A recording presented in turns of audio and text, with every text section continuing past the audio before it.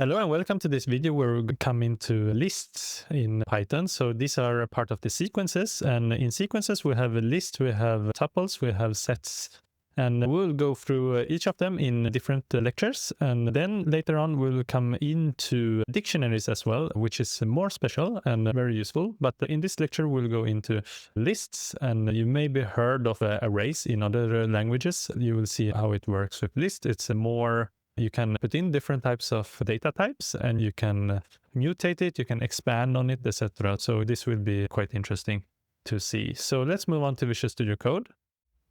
So here I am in Visual Studio Code. Let's open a new terminal. So as you can see, it's empty. And as you've seen in my previous videos, here we'll create a virtual environment from scratch. But if you already have one using UV, then you don't need to follow along in this step. So for me, UV-VNV to create a virtual environment, and then source.ven been activated. You can also use scripts if you're in Windows, or you must use scripts if you're in Windows, but in Mac you use bin instead. So here, UV pip install, IPyKernel, I need this for Jupyter Notebook. Okay, done. And now let's create touch. Let's see what it's called, lists.ipnb. So I create it directly here. And then I can close down my terminal as I don't need it anymore. I open up list.ipnb. And now I choose my Python environments. I choose .ven. So now I am in lists. So lists. Okay. And I change this to Python. So let's start. So let's create a few examples here. So TV shows equals, I've actually written it in Swedish in my example. So I can write it in English. Antique show, I don't know the name, I just choose it. MasterChef. Let's see, news, say talent. Okay, so then based on these ones, we can do TV shows of 0 to get, or we can start with writing it out. So this is the representation of the list. So you can see we have a list of only strings right now, but you could easily put in other things as well. But I'll show you that soon. TV shows of 0, and we get the 0th item. You can see antique show. And since the antique show is a string, then it's basically a list of characters which you can continue to pick on. So you can continue to slice it. For example, you can pick -1, which means the last element in this.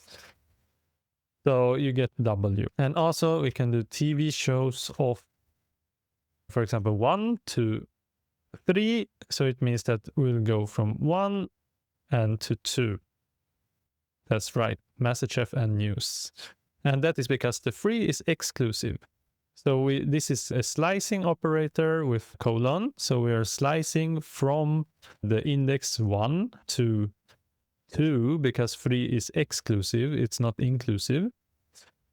So let's continue. We can do TV shows of -1. We get the last one, which is talent. Okay, and with this, we have learned in the last lecture, you have learned about for statement. So we can iterate through a list, right? So we can iterate through list with for. Okay, so how to iterate through the list? We do for TV show in TV shows, print TV show. Like this, and then we have iterated through it. We could copy this one and do an enumerate as we saw last time. So I, comma, this one. And then we have enumerate. And we loop through it and we can have like I, comma, this.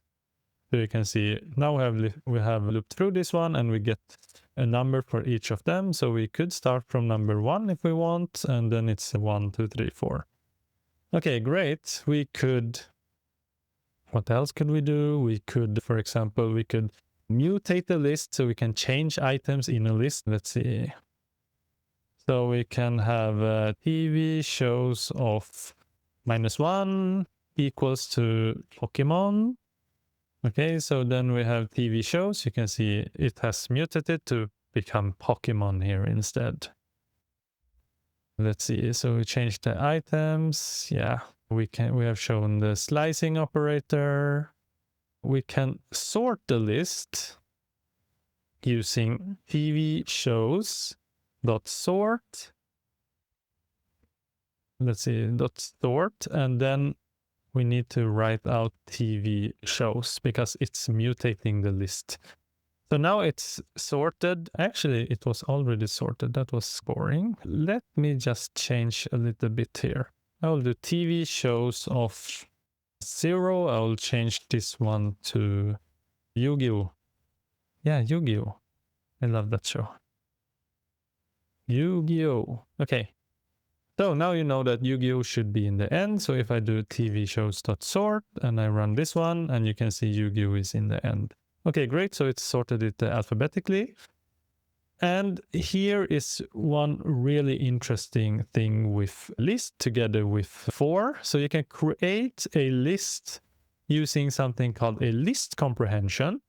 So for example, we can do this. List comprehension. We can, for example, do cubes equals to a list, and we do x to the power of 3 or x in range, for example. And then we have cubes here. You can see these are the cubes. And you can also do it like this. We could do, for example, x to the power of 2 or x in range 10 if x squared is larger than 25. So we only have those that are larger than 25 that we will keep.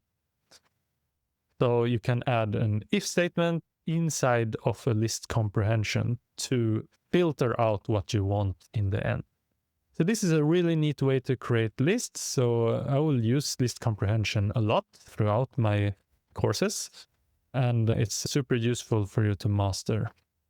And one more thing, we could actually, this could be in matplotlib part actually, but I want to show you that we can do that. Plot graph.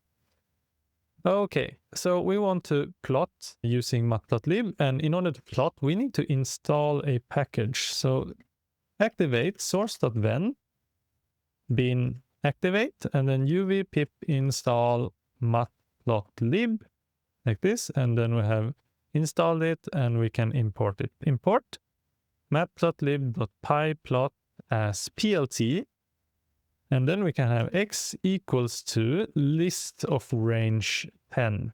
So then x is this list, and we could have, for example, k equals 2 and m equals 2, and then we could have y equals to k times x plus m for x in x.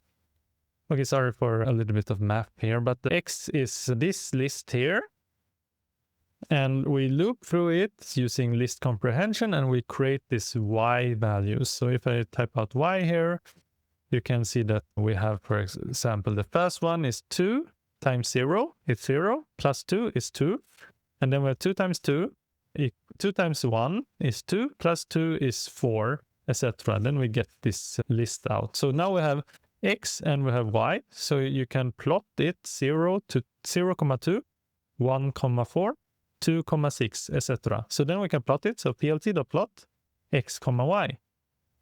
And then you have a graph like this. So now you see here are the values. And as simple as that, we have it plotted, and we can add the title, plot y equals 2x plus 2, like this, etc. So you can add x and y label as well. But I just wanted to show you that when you have two lists, you can easily plot it. Okay. So with this lecture, you have seen me working with lists. So we have gone through very simple how to create a list using the bracket syntax, and then how to index the list using the bracket operator, and also using slicing with the colon operator. And then we have iterated through a list using a statement, and we have mutated the list, so we have changed the items in the list. And further, we have done list comprehension to create the list using a for loop inside the list, and also added an if statement to filter out what you want in the list. So that is super interesting. And finally, just to show you some candy for later on, we just created a very simple graph using matplotlib. So super interesting. And thank you for this video, and see you in the next one. Bye.